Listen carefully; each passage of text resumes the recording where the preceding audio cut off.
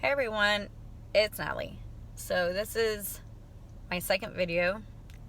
If you hadn't seen the first one, it's kind of a life update on my life and why I cut my hair. And today we'll be talking about the stress and confusion the narcissist leaves you in after you go no contact, or maybe it's during the relationship or whatever. But I also want to ask that everyone make sure that you're still subscribed, your videos are still liked. YouTube, they take people's subscriptions from your channel all the time. They unsubscribe you for no reason and take our likes away from our video. I'm not the only one that's dealing with this. There's other YouTubers that are. So when you are under the amount of stress the narcissist puts you in, you honestly feel like you're going crazy in a way. The emotional numbness that comes along with the stress is a symptom of, I guess, it's a symptom of just not caring anymore. You're emotionally numb to these people. You no longer are getting triggered by them because you know they're not going to change. The anger that you have that comes with the stress, even though I say emotional numbness, I guess I should have done this backwards. The emotional numbness kind of comes at the end, but the anger that you have after you go no contact, or maybe you're in that relationship, makes you feel like you are constantly arguing with yourself because you're angry. So you're trying to justify what had happened to you and if you have the right to be angry or upset with this person. So your anger kind of comes from the fact that they have rejected you as a person, as rejected that relationship, and you don't know why, because you put your whole heart in it. You tried to make this relationship work, but they made it impossible. And as bad as you wanted to be accepted and welcomed by this person, they never cut you any slack. They were always saying something negative, being manipulative, doing something that hurt you. And during those times, because you have anger, you reacted, which is exactly what they wanted you to do. You reacted because you were trying to protect yourself, and you didn't want your character to look the way they were presenting it. Like you were a bad person, like you have an evil agenda against them, and that your character is one of rottenness, if you want to say. But some of the things that come right after that, and I have a list and I'll read it off, with this stress, is you definitely have negative feelings. You feel confused because you don't know why this person had treated you this way. You don't know if you had done something wrong, or if people, you really, sometimes you feel like you're confused, like, why are all these people against me? What did I do to deserve this? So it does leave you confused, and it keeps you fishing for answers to why this is happening to you. You experience flight or fight, and that's where, you're either running from them or you're fighting with them. And so, with my husband during fight or flight, he never fought for himself. He always just escaped whatever situation he was in where his parents were manipulating him. He never stood up for himself, which that's a problem, because when you never stick up for yourself, they see they got away with it, and then they just keep doing stuff like this to you, and then you're just getting more and more abused. But at the same time, you don't want to react and start a fight, but you definitely need to draw some boundaries and let them know, like, look, I'm not going to fight with you. I'm not in agreement with you, but I'm not going to tolerate this either. You start feeling depressed and having anxiety. And when you're experiencing this depression, anxiety, you just feel like you're not human. You feel as though these people have stolen your innocence, because you do look at the world in a way that, or you hope in a way that everyone is a good person, that everyone would treat everyone equally and fairly, that manipulation is not a tactic that somebody would use on you. And because you feel like everything that you thought the world or people were or are ends up coming and crashing down on you, which, because, you know, they prove that these people are not normal people, they like to hurt people, then you get depressed, because then you finally realize, like, oh my God, there's really people out here that purposely hurt people for their own satisfaction. And the anxiety, oh Lord, the anxiety of wondering if these people are going to show up at your house or call you or smear you, you know, or maybe you have a family gathering, you know, they're going to be there, be at. The anxiety of just not knowing what the future is going to hold can be overwhelming, to the point that you turn into a hermit. You don't want to go anywhere. You don't want to talk to anyone. You're just trying to stay in your own little bubble because you don't want to be hurt anymore, and you really don't want to face this person anymore. Okay, so let me just go down this list. So you'll have emotional numbness during stressful times, anger, sadness, guilt, shame, worry, feeling lost, nervousness, fear, rejection, shock, neutrality, absent feeling, physical pain, emotional pain, hypersensitivity, emotional rejection, devalued, afraid of the future, you feel manipulated, you're suffering with CPTSD, you start having nightmares, and then the hamster wheel starts in your head, which is the CPTSD, and you find yourself arguing with yourself. And you literally, if someone saw you, they would think you're a crazy person, because you're sitting there arguing like about past incidents and how you allowed this person to get away with it, or you're arguing about, well, maybe I should give them another chance. And I can tell you, when I first went no contact, I used to sit in the shower on the tub, my bottom on the tub, and allow the shower to just kind of, you know, go over me, rain over me. And I would sit there and unconsciously find myself talking to myself. It wasn't even talking. It wasn't pep talk. It was arguing with myself. Saying, like, how did I allow this to happen? I don't understand why I didn't put my foot down years ago. And then you start to blame people of why you didn't go no contact and stop this abuse years ago, because it's the other people sometimes that keep you lock you into this relationship. Sometimes it's not, but if you're dealing with a spouse, then they're the ones that really are forcing you to be in a relationship with somebody that you don't want to deal with.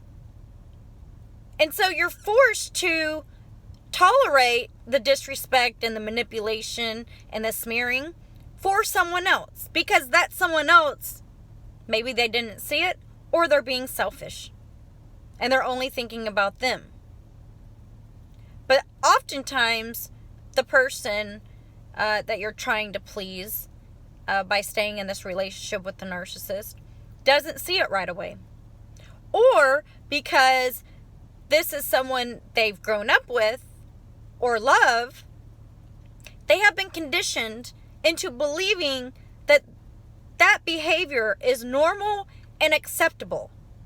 That behavior is called love. And you find yourself trying to please not only your narcissist, but the person that is forcing you to be in that relationship as well.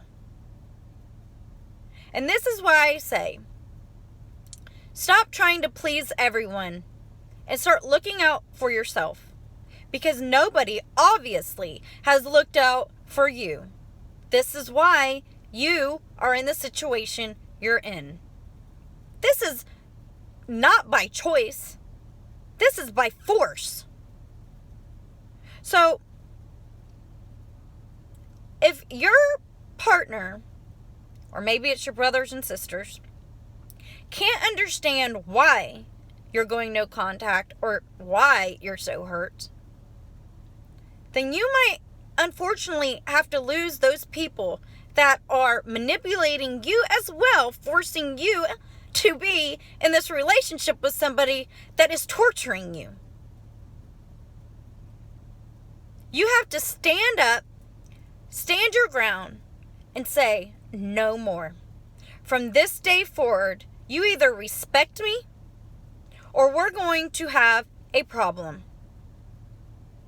I am no longer going to tolerate this, either from my narcissist or maybe your spouse or brother and sister, by the other people forcing you to be, you know what? I shouldn't even say force. Guilt tripping you into this relationship. Well, it's almost like while you're in this relationship, because someone else wants you to be in, they're looking the other way, because if they had actually recognized and validated your experience with this person, they wouldn't guilt trip you into this relationship with the narcissist. They would see this for what it is and say, I don't blame you. And matter of fact, I'm going to stand with you. We're going to be unified in this fight against the narcissist, because it's not right.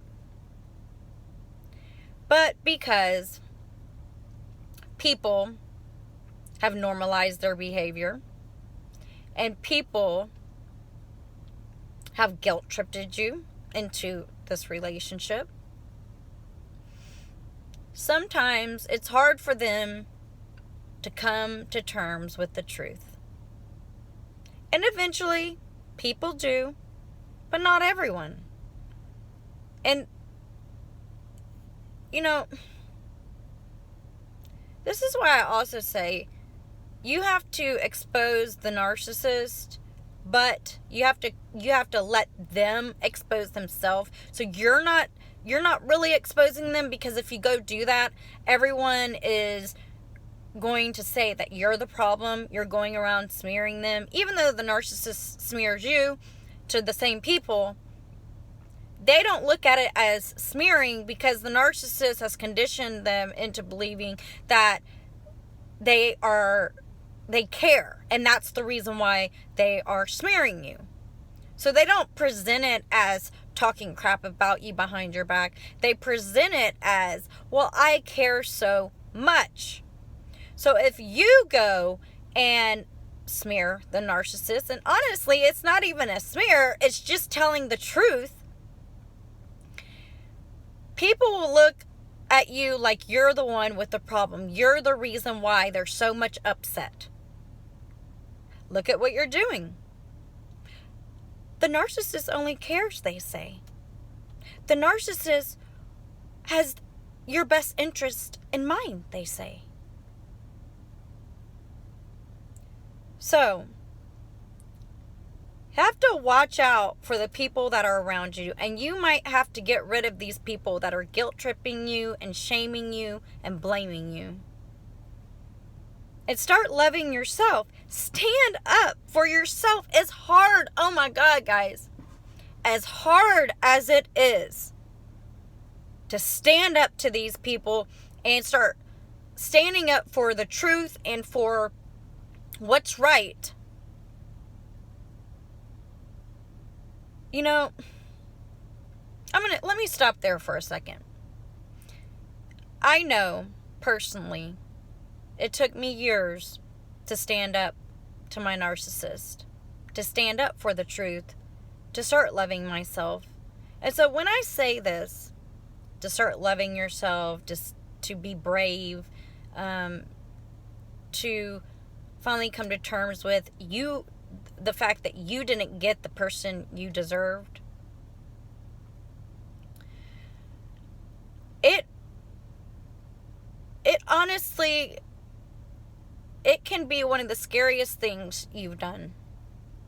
So when I say these things, I don't take it lightly, and I'm not poking fun at you, and I'm not blaming you for not doing this for yourself. But eventually, you have to come to terms with accepting the fact that you have to look out for yourself. Accepting the fact that these people are not good for you. And recognizing when it's time to cut the cord. Some other things, I think I said everything. Oh. I think I said everything. But let me go back to the whole arguing with the self. Because you're trying to justify your actions or justify what has happened to you to reassure yourself that you're not just imagining what happened. You have to come to the conclusion with the self, with your consciousness, and realize that you don't have to prove this to anyone. Because the whole arguing with the self is just your subconscious trying to prove that you're in the right. Or prove that they don't deserve another chance with you. Because you have this hamster wheel going on in your head constantly reminding you of the bad times. Maybe sometimes the good times, which also can influence you into staying in that relationship. But when you find yourself in this cycle of repetitive thoughts and arguing with yourself, you have to come up with little things to help stop that. Because if not, you're going to go throughout the whole entire day arguing with yourself. And what I found helpful is and it takes practice. This isn't something I'm saying lightly. This takes practice.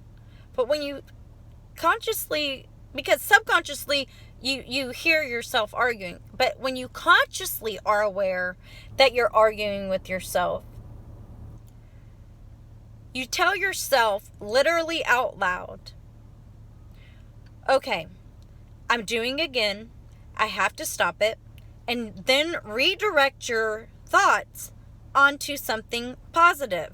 It could be a new job opportunity. It could be a new house. It could be a new girlfriend or boyfriend. It could be the fact that you're pregnant.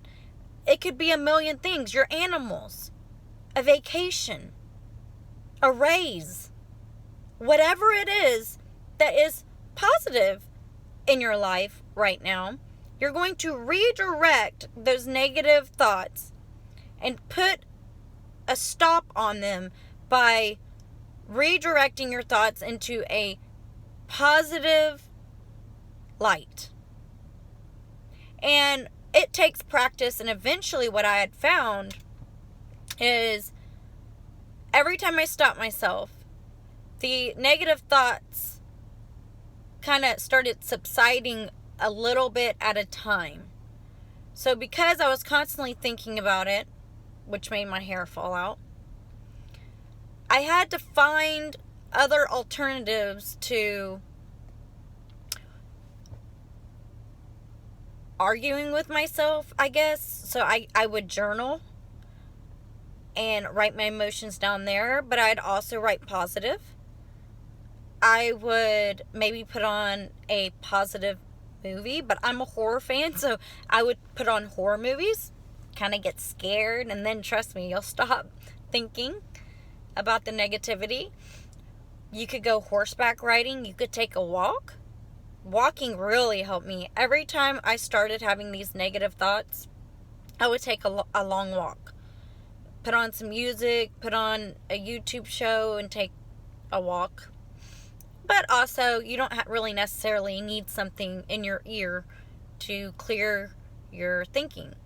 But I found when I did listen to a positive YouTube show or whatever, nothing to do with narcissistic abuse, just something enlightening, enlightenment, and something with enlightenment, something that actually was going to heal me and not harm me. I did find that my thought pattern of negativity switched over to whatever I was listening to. But you have to start this practice of stopping the negative thinking. Because if not, you're not going to start healing. If you just sit around and be angry and sad and depressed all day and just constantly think about what has happened, you're not healing yourself. You're just harming yourself. But I will say this, it's okay to feel your emotions. You need to feel your emotions. But eventually, you will find that sitting around thinking about this situation is not putting you on the road to a healing journey. So feel your emotions, but then after you feel them, maybe you're writing them down, maybe you're screaming them, find something positive to not only get your subconscious, but your conscious mind out from this negative thinking. You want to start thinking positive. I found exercising helped. But,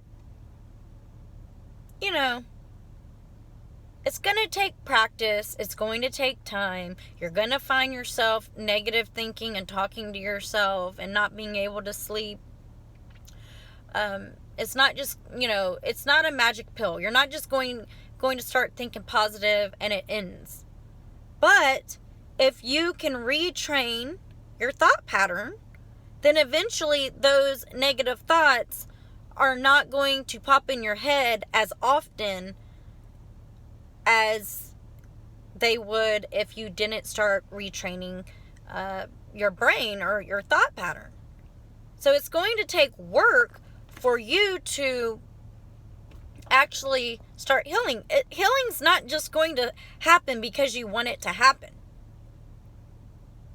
As hurt as you are, you want to show the world that these people did not take you down. That these people were not worth your depression, anxiety, fear, sadness, emotional numbness. They weren't worth it. Because, because a narcissist abuses you so long, even though you do have emotional numbness, you still find yourself feeling sadness and stuff. I think the emotional numbness could come into play if, let's say, you're dating someone that's a narcissist and then you start dating someone else once you go no contact, you could have that distance in your emotions. But that's the other thing, is that you don't want a narcissist to affect you to the point that you can't love again, that you can't move on. You don't want to stay in this mind frame of being pissed off and sad. Don't let they're not worth it, guys. Don't let these people ruin your life. Show these people, you're not taking me down with you, because narcissists, their karma's coming. You have to show these people, you didn't affect me, even though they did. You don't want to show them that, because then they're sitting back laughing. They're happy. They're getting supply knowing that you're hurting. You have to start living your best life, so if the narcissist does come around to spy on you, they could see how happy you are and see that they didn't take you to the gutter where they live. Anyways, if you watch this video, I appreciate it. I appreciate the support. I hope this reaches whoever it needs to touch. And please make sure you're still subscribed and your videos are still liked, because YouTube has been taking subscribers away and likes off of everyone's video on YouTube, including mine. Alright. I love y'all. Alright. Peace, love, and harmony. Bye, guys.